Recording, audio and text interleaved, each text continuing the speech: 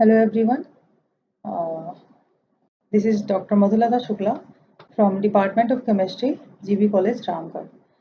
And in our last lecture, we have studied about the chapter Ionic Equilibrium, which is for the BSc Part 2 Physical Chemistry and Paper 3A, Group C, Unit 3. So, in our last lecture, we have studied about the Ostwald dilution law, the concept of different definitions of acid and bases. What are they according to the Arrhenius theory? What is the definition of acid and base? And according to Bronsted-Lowry theory, also we have seen the definition for acid and base.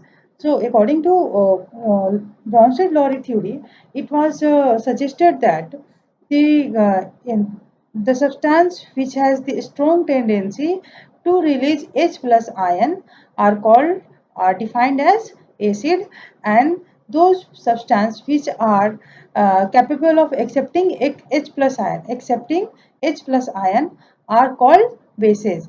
So there must be a base in order to define the acid in case of the Bronsted-Lowry theory. Okay, now we are moving to the how to determine the relative acid or basic strength of any cation or anion or acidity, or how which is the strongest acid and which is the strongest base. So in this chapter we will be studying about the relative strength of acid and bases, and also the influence of acid and base uh, in defining the strength, in defining their strength. So for first of all, I would like to explain one thing. So there is one question: determine the trend in the relative basic strength of anion in the series ClO4 minus, ClO3 minus, and ClO2, which will be the strongest base in the all these three. So here is the solution. ClO4, ClO3 minus, these are the conjugate base of. See here, these all are the conjugate base of HClO4, means all these are the hydrochloric acid, HClO4, HClO3, all these are the acids, and this is the HClO2. These are respectively the conjugate base of these acids.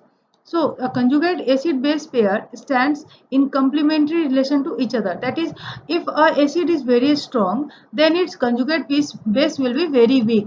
Okay. So in our previous class also we have looked at the conjugate acid base pair. Okay, तो HClO4 हमारा क्या है, इसका conjugate ये हमारा acid है, HClO4 क्या है, एसिड है, तो इसका कंजुगेट बेस मतलब इसमें से H प्लस आयन रिलीज करके हम लोग क्या बनेगा, ClO4 माइनस बनेगा। तो अगर HClO4 जो है वो हमारा सबसे स्ट्रॉन्गेस्ट एसिड होता है, तो और इससे कम हमारा HClO3 and then HClO2, like that one. ठीक है, तो अगर एसिडिक स्ट्रेंथ हमारा ये है, तो बेस कैसा होगा, जो स्ट्रॉन्ग एसिड है उसका जो बेस होगा, कंजुगेट बेस जो होगा वो बहुत ही वीक होगा। So the all the in case of conjugate base, in order to determine the strength of conjugate base, the ये चेंज हो जाएगा कि जो सबसे स्ट्रॉन्ग एसिड है उसका बेस जो होगा, कंजुगेट बेस होगा, सबसे वीकेस्ट होगा। Okay, so now we are moving to the in determine the relative strength of acid base pair. So according to Lowry-Bronsted theory, the strength of an acid depends upon the tendency to lose proton, and the strength of a base depends upon the tendency to gain proton. It means कि जो जितना ही आसानी से H plus release करेगा, जो भी substance H plus release बहुत easily करता है, that will be the very strong acid, और जो बेस बहुत इजीली गेन करता है proton को, that will be a very strong base. Okay, if an acid such as HCl is a strong acid, then it has a tendency to donate proton, मतलब वो बहुत आसानी से H प्लस आयन रिलीज करेगा in aqueous solution. ठीक है, तो H plus अगर HCl हमारा क्या है, बहुत इजीली रिलीज कर रहा है, तो स्ट्रॉन्ग एसिड होगा, और जो H2O हमारे यहाँ पर Cl माइनस, इसका जो स्ट्रॉन्ग एसिड का जो कंजुगेट बेस है हमारा क्या है, Cl माइनस है, तो क्या होगा, वीक बेस होगा, यहाँ पर ये वीक बेस हो जाएगा, और दिस विल बी द इसका ये H प्लस आयन ये ले रहा है इससे, this is the base and this will be the acid, इसका कंजुगेट एसिड क्या होगा, H2O का H3O प्लस। ओके, तो thus the equilibrium lies very much to the right, and the reverse reaction representing the gain of proton by chloride ion. जो वापस आ रहा है HCl- क्या है, वापस H+ इसमें से ले करके और HCl बनाता है। तो यहाँ पर जो रिएक्शन HCl हमारा बहुत स्ट्रॉन्ग एसिड है, तो क्या होगा, ये वाली जो फॉरवर्ड रिएक्शन हो काफी तेजी से प्रोसीड करेगी हमारी। Okay, if an acid such as acetic acid is a weak acid, acetic acid क्या है, वीक एसिड होता है हमारा, तो इसका जो कंजुगेट बेस होगा, ये हमारा क्या है, वीक एसिड है, तो इसका जो कंजुगेट बेस हमारा एसिटेट आयन है वो क्या होगा, स्ट्रॉन्ग बेस होगा। ठीक है, क्या होगा, स्ट्रॉन्ग बेस होगा। और ये क्या हो जाएगा इस केस में, ये स्ट्रॉन्ग एसिड, ये strong base, this will be the strong base, and यहाँ पर ये क्या हो जाएगा, weak strong, weak strong weak. Okay, तो इन एसिटिक एसिड के केस में क्या होगा कि जो इक्विलिब्रियम होगा, this will lies mostly towards the left, left की तरफ ज़्यादा इजीली प्रोसीड करेगा, क्योंकि ये स्ट्रॉन्ग बेस है, तो H+ आयन इससे जैसे ही रिलीज होगा that will accept very fast. तो स्ट्रॉन्ग बेस होने के चलते ये रिएक्शन जो होगा हमारा इधर की तरफ ज़्यादा प्रोसीड करेगा। ठीक है, तो as a general rule, stronger the acid, weaker must be its conjugate base and vice versa. ये हमने बता दिया, अगर आपका HCl स्ट्रॉन्ग है तो उसका कंजुगेट बेस हमारा Cl- है, तो वो कैसा होगा, वीक होगा। और आपका वीक एसिड है, क्या जैसे एसिटिक एसिड हमारा वीक है, तो उसका कंजुगेट बेस एसिटेट आयन जो होगा वो स्ट्रॉन्ग बेस होगा। तो water is a very weak base because its conjugate acid hydronium ion is a very strong acid. H3O+ क्या है हमारा, स्ट्रॉन्ग एसिड होता है। At the same time, water is a very weak acid because its conjugate base, hydroxide ion, is very strong base. ठीक है, तो strong acids like HCl, HNO3, H2SO4, ये सारे जो हैं being covalent compounds get dissociated only in solvent like water. केवल ये जो सारे एसिड्स हैं वो क्या है, वाटर में डिसोसिएट होकर के और अपना H+ रिलीज करते हैं, so that the water can accept इस H+ ion and to form the hydronium ion. Okay, and strong bases such as NaOH, KOH etc are being electrovalent compound exist as ions even in solid state. ये जो है हमारे basis, जो strong bases होते हैं वो solid state में भी आयंस के इलेक्ट्रोवैलेंट कंपाउंड की तरह एग्जिस्ट करते हैं। So the basic character of these compounds is exclusively due to the presence of hydroxyl ion, which is always there, हमेशा रहता है, even without solvent, क्योंकि वो solid state में भी एक Na+ और OH- के फॉर्म में रहेगा या K+ OH- के फॉर्म में रहेगा, लेकिन HCl, ये सारे जो एसिड्स हैं एक्वस सॉल्यूशन में ही एसिडिक बिहेवियर शो ऑफ करते हैं। ठीक है, and there is no interaction with the solvent is necessary in that case. They are frequently referred to as hydroxide bases, जिसमें OH लगे हुए होते हैं तो वो हमारे हाइड्रोक्साइड बेसिस बोले जाते हैं। To distinguish them from other bases such as acetate ion, या जो हमारे कंजुगेट बेसिस हैं, जिसको कंजुगेट बेसिस भी हम लोग इसको बोल सकते हैं, इन सारे से स्ट्रॉन्ग बेस ये हमारे होते हैं। ठीक है, which furnish hydroxyl ion only on the interaction with solvent such as water. ठीक है, now we are moving to influence of solvent in on acidic strength.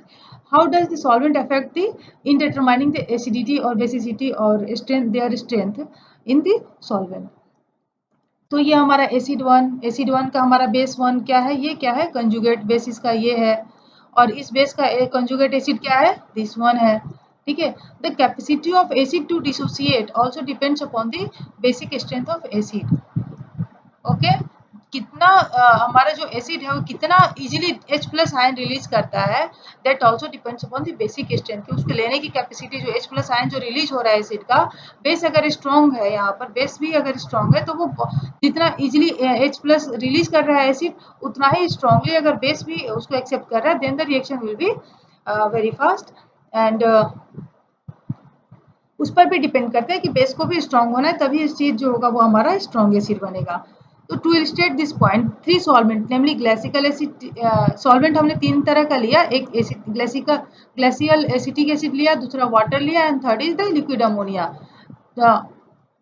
जैसे हमारा एसिटिक ये एसिड हो गया, उससे कम इसका स्ट्रेंथ है, फिर देन अमोनिया हो गया जो कि बेसिक कैरेक्टर में आता है। ओके, तो पहले हम लोग देखते हैं dissociation in acetic acid. Acetic acid क्या है हमारा, एक वीक एसिड की तरह काम करता है। ठीक है, लेकिन अगर यहाँ पर देखो आप, H A mean that is a strong acid, मानते हैं कि HA क्या है हमारा, dissociation of a strong acid है हमारा। HA क्या है यहाँ पर, मीडियम क्या है, सॉल्वेंट की तरह क्या यूज कर रहे हैं, एसिटिक एसिड यूज कर रहे हैं। HA is a strong acid, it may be HCl H2SO4 like that one.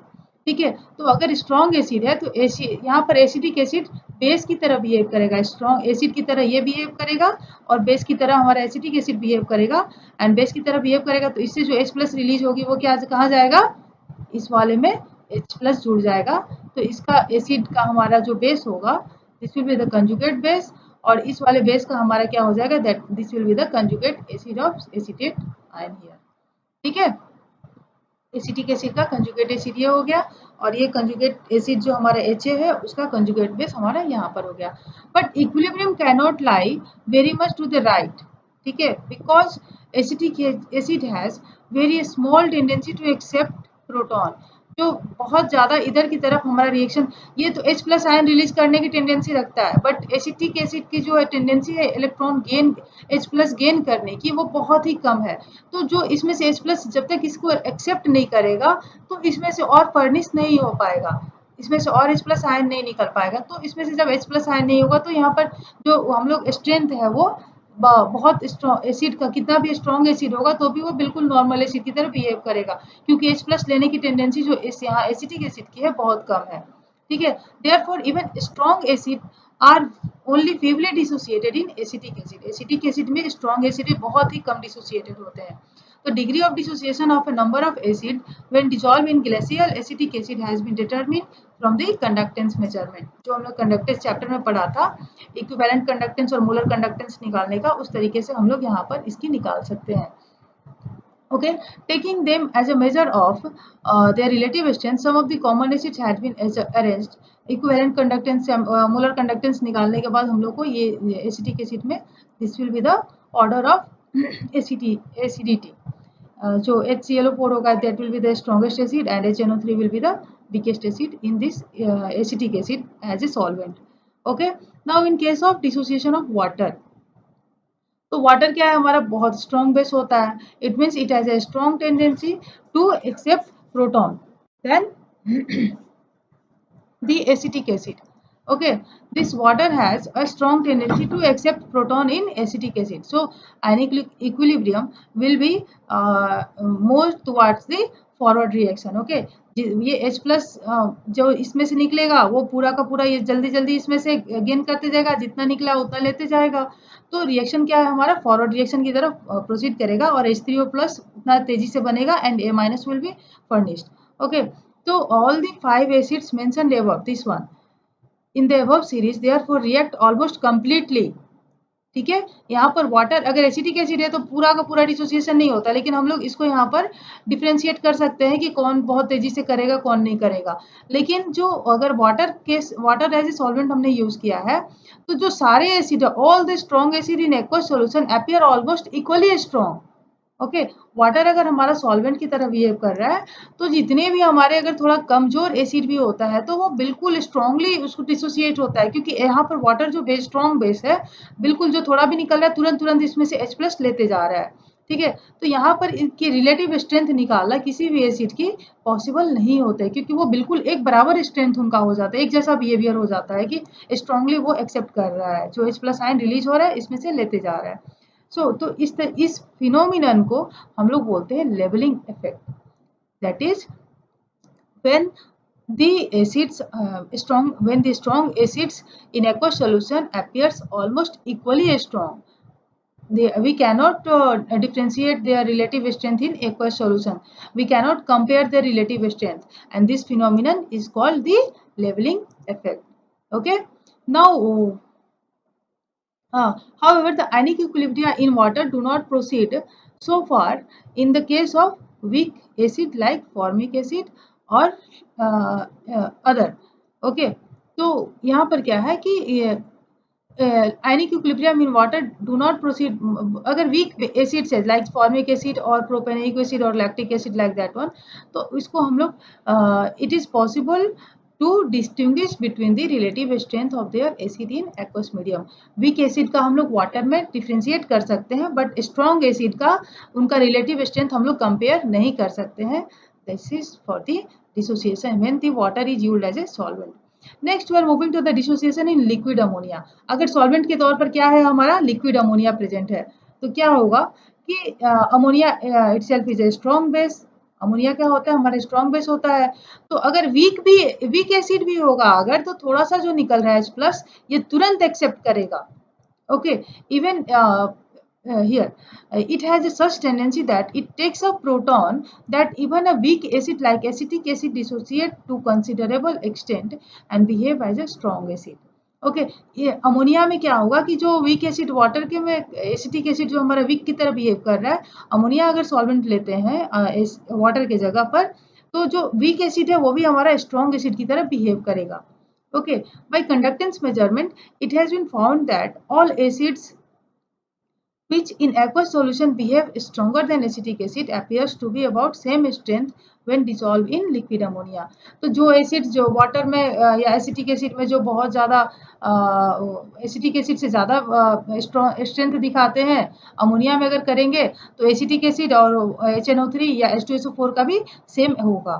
ठीक है तो यहाँ पर हम लोग वीक एसिड्स का भी कंपेयर कर सकते हैं dissociation. Okay Now we are moving to the influence of solvent on base strength. What happens to the effect of base? If a solvent is a weak base such as water, it will be possible to compare the strength of different bases as they will dissociate to different extent. Okay.